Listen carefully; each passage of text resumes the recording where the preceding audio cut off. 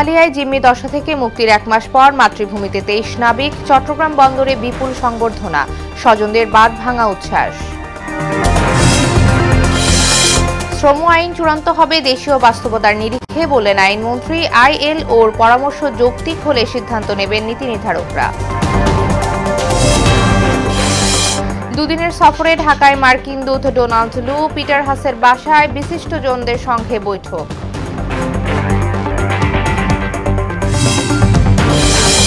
এবং নতুন ইস্যু না পেয়ে ভারতীয় পণ্য নিয়ে মেতেছে বিএনপি, বলছে আওয়ামী লীগ। ভারতের পণ্য যথাযথ পরীক্ষা নিরীক্ষার দাবি বিএনপির।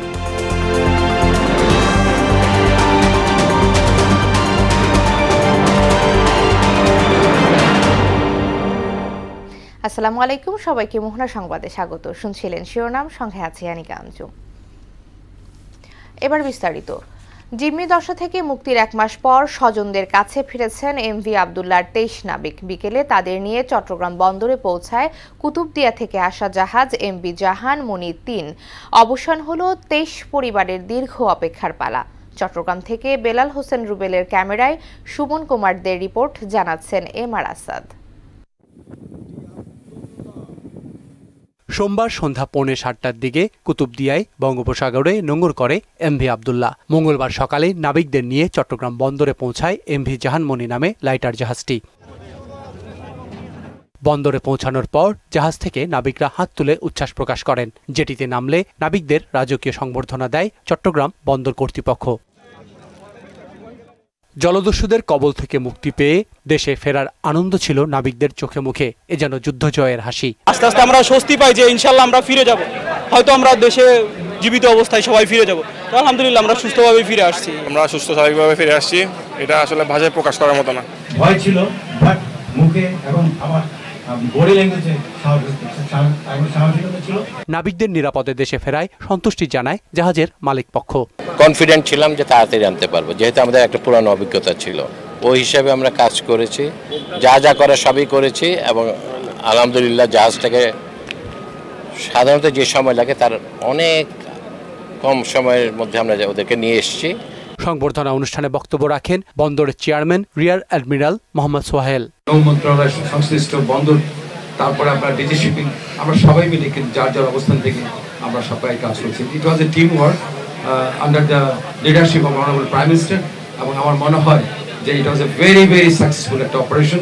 গেল 12 মার্চ আরব সাগরে সোমালি জলদস্যুদের কবলে পড়ে MV আবদুল্লাহ। 1 মাস পর 13 এপ্রিল সোমালি দস্যুদের কাছ থেকে ছাড়া পেয়ে সংযুক্ত আরব আমিরাত হয়ে দেশে ফেরেন নাবিকরা। MR আসাদ, মোহনা সংবাদ।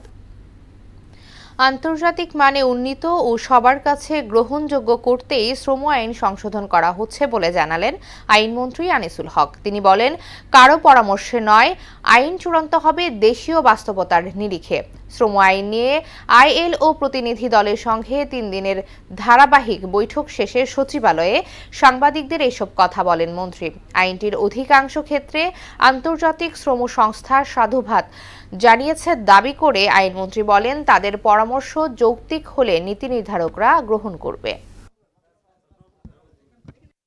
তাদের যে বক্তব্য সেগুলি আমরা নোট করেছি এবং তাদের বক্তব্য আমরা সেখানে তুলে ধর এবং সেইখানে আলোচনার মাধ্যমে সেটা আমাদের দেশের বাস্তবতায় গ্রহণযোগ্য হবে কি না হবে সেই সিদ্ধান্ত আমরা নেব।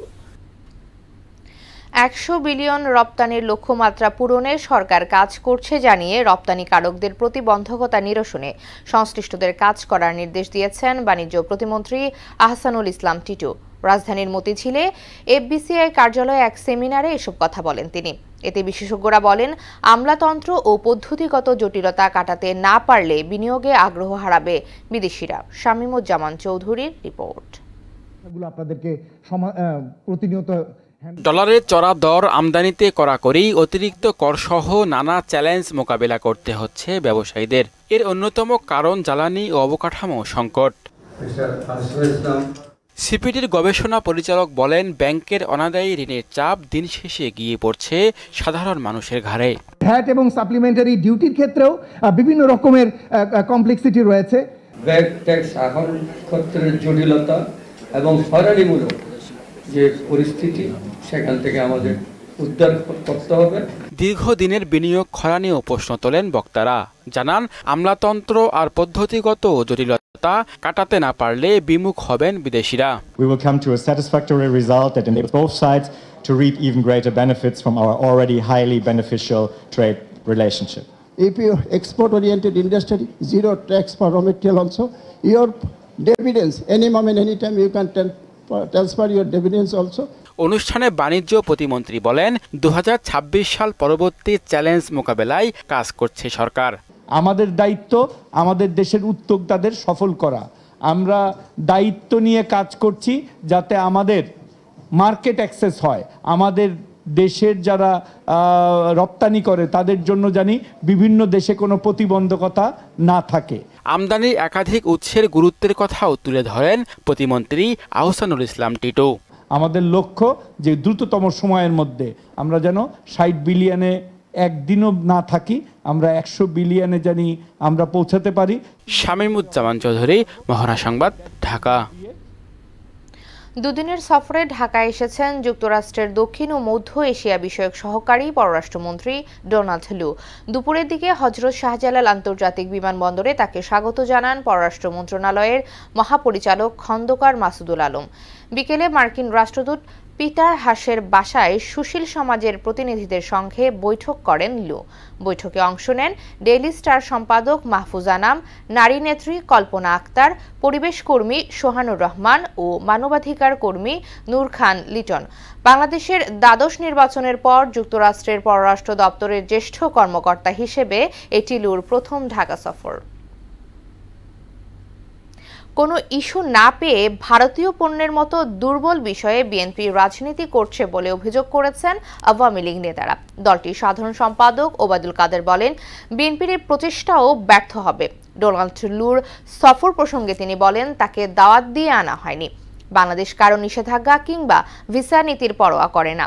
সুরাইয়া মুন্নিকে সঙ্গে নিয়ে নাসির উদ্দিনের রিপোর্ট।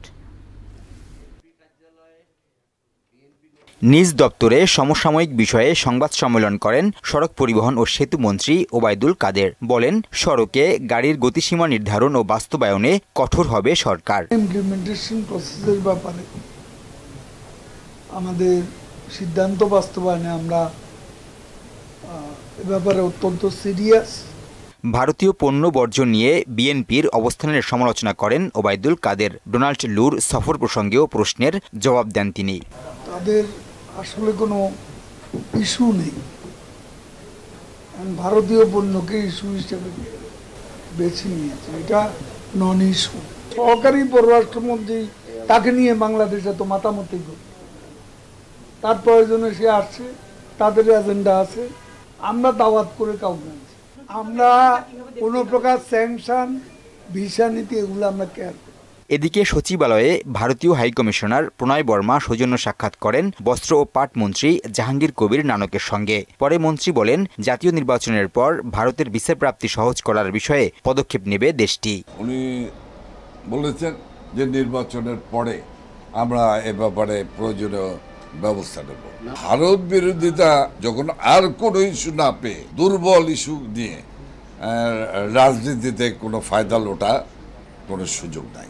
জাতীয় প্রেস ক্লাবে এক অনুষ্ঠানে পররাষ্ট্রমন্ত্রী হাসান মাহমুদ বলেন, বিএনপি জামাত মানুষের ধর্মীয় অনুভূতি নিয়ে অপরাজনীতি করছে। বিএনপি আজকে ইসরায়েলি লবির সাথে যুক্ত হয়ে বাংলাদেশের বিরুদ্ধে ষড়যন্ত্র করা শুরু করেছে। ফিলিস্তিনে গণহত্যার প্রতিবাদ না করায় বিএনপির সমালোচনাও করেন মন্ত্রী।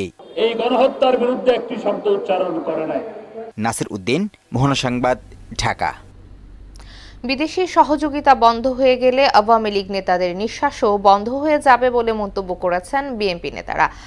ভারত থেকে আমদানি করা পণ্য যথাযথ পরীক্ষা নিরীক্ষার দাবি জানিয়ে গণতন্ত্র পুনরুদ্ধার আন্দোলনে নেতাকর্মীদের আরও বেশি ত্যাগ স্বীকারের প্রস্তুতি নেওয়ার আহ্বান জানান তারা। রাজধানীতে আলাদা অনুষ্ঠানে দলটির শীর্ষ নেতারা এসব কথা বলেন।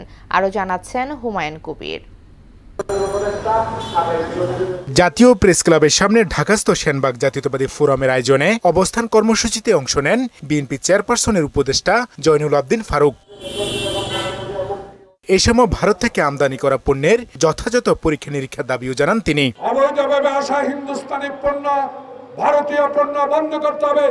যেগুলো আনা হয় আমদানি করা হয় সেগুলোকে নিরীক্ষা পরীক্ষার পর বাংলাদেশে প্রবেশ করার অনুমতি দিতে হবে। এদিকে জাতীয় প্রেস ক্লাবে প্রয়াত বিএনপি নেতা নাসিরউদ্দিন আহমেদ পিন্টুর স্মরণ সভায় অংশ নেন বিএনপি স্থায়ী কমিটির সদস্য গয়েশ্বরচন্দ্র রায়। এতে পিন্টুকে কারাগারে পরিকল্পিতভাবে হত্যা করা হয়েছে বলে অভিযোগ করেন বিএনপি নেতারা।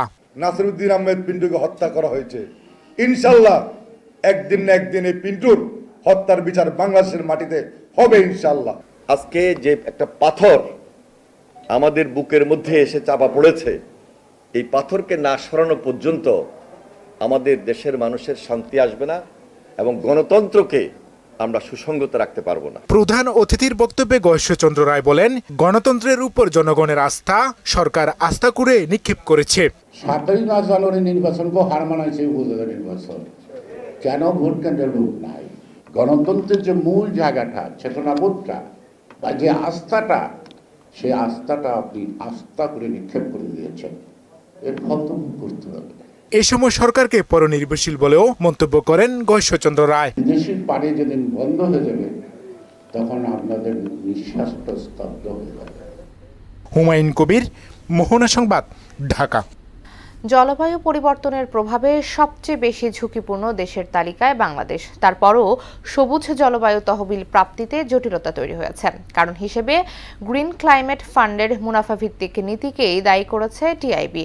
রাজধানীর মাইডাস সেন্টারে সবুজ জলবায়ু তহবিলে বাংলাদেশের মতো ঝুঁকিপূর্ণ দেশের অভিগম্যতা, সুশাসন ও উত্তরণের উপায় শীর্ষক গবেষণা প্রতিবেদনে এসব তথ্য জানান টিআইবির নির্বাহী পরিচালক ইফতেখারুজ্জামান। মনিরুল ইসলামের রিপোর্ট। সম্পৃক্তকরণ ও সমন্বয়ের ঘাটতি। জলবায়ু পরিবর্তন মোকাবিলায় অর্থায়ন করে থাকে আন্তর্জাতিক দাতা সংস্থা গ্রিন ক্লাইমেট ফান্ড জিসিএফ। তবে সংস্থাটির অভিযোজন নীতি আর আমলাতান্ত্রিক জটিলতায় তহবিল প্রাপ্তিতে দীর্ঘসূত্রতা সৃষ্টি হয়। এ কারণেই সংস্থাটির সুফল পাচ্ছে না জলবায়ু পরিবর্তনের ঝুঁকিতে থাকা দেশগুলো। আন্তর্জাতিক এই সংস্থাটির অসঙ্গতি নিয়ে টিআইবির এক গবেষণায় এসব তথ্য উঠে এসেছে। জিসিএফ এক্ষেত্রে জলবায়ু ক্ষতিগ্রস্ত দেশসমূহে অর্থ সরবরাহের একটি অন্যতম মাধ্যম। সংস্থাটির বিরুদ্ধে অনিয়ম আর দুর্নীতির মতো গুরুতর অভিযোগও করে টিআইবি। এর অন্যতম কারণ তহবিল প্রাপ্তিতে আন্তর্জাতিক 5টি সংস্থা নাড়ছে কলকাঠি। এই তহবিল ব্যবহার করে জাতীয় প্রতিষ্ঠানের তুলনায় আন্তর্জাতিক প্রতিষ্ঠানগুলো তাদের আর্থিক, কারিগরি, মানব সম্পদ সহ প্রায়োগিক সক্ষমতা আরও বৃদ্ধি করেছে। ফলে জিসিএফে জাতীয় প্রতিষ্ঠানের প্রাধান্য নিশ্চিত না হয়ে আন্তর্জাতিক প্রতিষ্ঠানের প্রাধান্য বৃদ্ধি পেয়েছে। প্রতিষ্ঠার 13 বছরেও জিসিএফ এর উল্লেখযোগ্য কোনো সাফল্য নেই বলে মনে করে টিআইবি।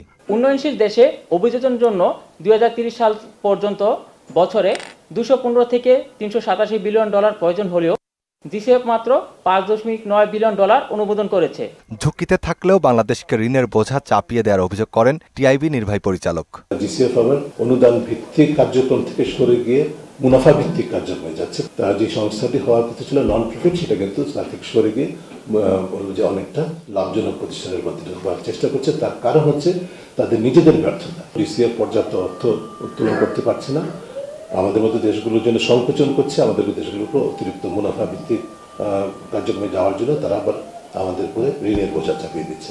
আন্তর্জাতিক সংস্থাগুলোকে প্রাধান্য দেয়াকে তেলা মাথায় তেল দেওয়ার সঙ্গেও তুলনা করেন ডক্টর ইফতেখারুজ্জামান। জিসিএফ একদিক থেকে হতাশাব্যঞ্জক পারফরমেন্স করছে, অন্যদিক থেকে বৈষম্যমূলক পারফরমেন্স করছে। তার কারণ হচ্ছে যাদের জন্য এই প্রতিষ্ঠানটি জন্ম, জলবায়ু পরিবর্তনের ক্ষতিগ্রস্ত হওয়ার কারণে মোকাবেলার জন্য যে অর্থায়ন যাদের কাছে আসার কথা, তাদেরকেই বঞ্চিত করে তারা আন্তর্জাতিক সংস্থা থেকে ধাবিত হচ্ছে এবং তাদেরকেই আবার তেলে মাথায় তেল দিচ্ছে তারা। মনিরুল ইসলাম, মোহনা সংবাদ, ঢাকা। খেলার খবর, ক্রিকেট। শান্তকে অধিনায়ক ও তাসকিনকে ডেপুটি করে টি-20 বিশ্বকাপের জন্য 15 সদস্যের দল ঘোষণা করেছে বাংলাদেশ ক্রিকেট বোর্ড বিসিবি। দুপুরে মিরপুরে এক সংবাদ সম্মেলনে দল ঘোষণা করেন প্রধান নির্বাচক গাজী আশরাফ হোসেন লিপু। দলে জায়গা হয়নি সাইফুদ্দিন ও মিরাজ। রিজার্ভ রাখা হয়েছে হাসান মাহমুদ ও আফিফ হোসেনকে। প্রথমবার বিশ্বকাপে খেলার ছাড়পত্র পেয়েছেন তানভীর, জাকের, রিশাদ, তানজিম ও তানজিদ। সাইমন মুবিন পল্লবকে সঙ্গে নিয়ে কাজী পাপ্পুর রিপোর্ট। টি-20 বিশ্বকাপ সামনে রেখে ইতিমধ্যেই দল ঘোষণা করেছে ভারত, নিউজিল্যান্ড, অস্ট্রেলিয়ার মতো দলগুলো। বাংলাদেশ কবে দল ঘোষণা করবে সেই প্রশ্ন ঘুরপাক খাচ্ছিল ক্রিকেট প্রেমীদের মনে। অবশেষে অপেক্ষার অবসান ঘটিয়ে শান্তর নেতৃত্বে 15 সদস্যের দল ঘোষণা করেছে বাংলাদেশ ক্রিকেট বোর্ড। নাজমুল হোসেন শান্ত দলনায়ক, তাসকিন আহমেদ ভাইস ক্যাপ্টেন বিজন কুমার দাস, শম্ভু সরকার, তনজিদ হাসান তামিম, সাকিব আল হাসান, মোহাম্মদ তাহির হৃদয়, মাহমুদুল্লাহ রিয়াদ। জিম্বাবুয়ের বিপক্ষে সিরিজে ইনজুরিতে পড়েন পেসার তাসকিন আহমেদ। চোট কতটা মারাত্মক তা নিয়ে সঠিক কোনো তথ্য দেয়নি বিসিবি। তবে ঘোষিত দলে ঠিকই নাম আছে তার, শুধু দলে আছে তা নয়, তাকে দেওয়া হয়েছে সহ অধিনায়কের দায়িত্ব। দলের আস্থার যে জায়গাটা, ঠিক সে আকাঙ্ক্ষিত জায়গা কিছুটা এগিয়ে ছিল শিয়ালকে। তিনি কোনো কারণে না খেলেন, তো তার জায়গায় নিশ্চয়ই কাউকে সেই পদটি কিংবা সেই দায়িত্বটি দেওয়া হবে। বিশ্বকাপে নিজেদের পরিকল্পনার কথাও জানান প্রধান নির্বাচক গাজী আশরাফ হোসেন লিপু। সাউথ আফ্রিকার সঙ্গেও যে তাদেরকেও যে হারানো যাবে না সেটা আমি বলি না। আমাদের সঙ্গে তাদের একটা ব্যবধান আছে, সেই ব্যবধানটা হয় তাদের বিলো পারফর্ম করে অথবা আমাদেরকে ওভার পারফর্ম করেই সেটাকে মেক আপ করতে হবে। ফর্মের ঘাটতি তো অনেক বেশি, বাস্তব সত্যি এই মুহূর্তে যেটা আমাদেরকে পুনরুদ্ধারের জন্য একটা ব্যাপক চেষ্টা করতে হবে। যুক্তরাষ্ট্রের ডালাসে আগামী 8 জুন শ্রীলঙ্কার বিপক্ষে নিজেদের প্রথম ম্যাচ খেলবে বাংলাদেশ। কাজী পাপ্পু, মোহনা সংবাদ, ঢাকা। দল ঘোষণার পর টি-20 বিশ্বকাপে কতদূর এগোতে পারবে বাংলাদেশ দল তা নিয়ে চলছে পর্যালোচনা। বিশ্লেষকদের মতে দলে এখনো রয়েছে অনেক দুর্বলতা, ফলে আসরে ভালো কিছু করাটাই সবচেয়ে বড় চ্যালেঞ্জ হয়ে দাঁড়াবে। আরও জানাচ্ছেন মুদাসসির আলী। সাম্প্রতিক সময়ে দেশের মাটিতে জিম্বাবুয়ের বিপক্ষে টি-20 সিরিজ জিতলেও অনেক অসঙ্গতি ফুটে উঠেছে বাংলাদেশ দলে। বিশ্বকাপের জন্য ঘোষিত দল নিয়েও চলছে পর্যালোচনা।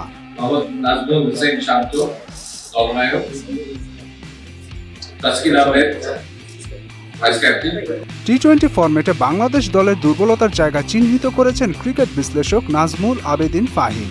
বর্তমান পারফরমেন্স বিবেচনায় লিটন ও সৌম্যের থাকাটা কতটা যুক্তিযুক্ত এবং সাইফুদ্দিন ও মিরাজকে না রাখাও প্রশ্নবিদ্ধ। সো এই দুজনের একজনে থাকলো না দলে।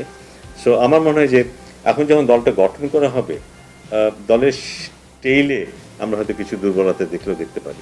এদিকে বিশ্বকাপে অংশগ্রহণটাই আসল এমন মনোভাব থেকে বের হয়ে না আসলে কখনোই ভালো করা সম্ভব নয় বলে মনে করেন সিনিয়র সাংবাদিক এম কায়সার। আমরা এখন পর্যন্ত বিশ্বকাপে কিন্তু শুধুমাত্র অংশগ্রহণকারী একটা দল হিসাবে টিকে রয়েছি। এই ট্যাগ থেকে আমরা যতদিন না বেরোতে পারবো ততদিন পর্যন্ত কিন্তু আপনি বড় কোনো বৈশ্বিক আসরে সাফল্য পাবেন না। টি-20 খেলার মতো কোনো ক্রিকেটার এখনো বাংলাদেশে নেই বলে মনে করেন আরেক সিনিয়র সাংবাদিক সিকান্দার আলী। 2006 সাল থেকে আমরা যখন টি-20 খেলছি, আজ অবধি আমরা কিন্তু এটা বুঝতে পারিনি যে টি-20 গেমটা কিভাবে খেলবে। তারপরও বিশ্বকাপে ভালো করবে বাংলাদেশ, এমনটাই আশা সবার। মুদাসসির আলী, মোহনা সংবাদ, ঢাকা।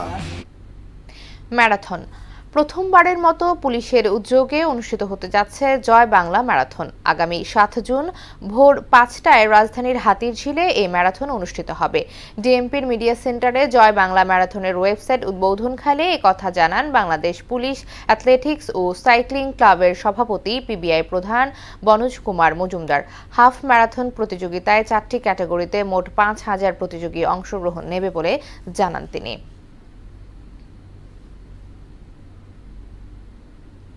শেষ করব মোহনা সংবাদ, যাবার আগে শিরোনামগুলো আরও একবার।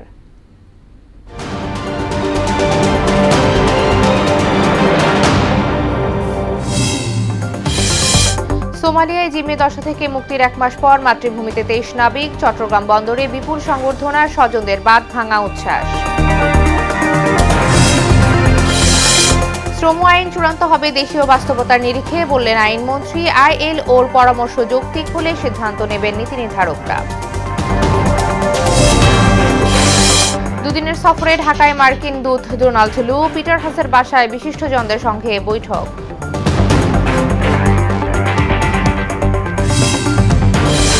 এবং নতুন ইস্যু না পেয়ে ভারতীয় পণ্য নিয়ে মেতেছে বিএনপি, বলছে আওয়ামী লীগ। ভারতের পণ্য যথাযথ পরীক্ষা নিরীক্ষার দাবি বিএনপির।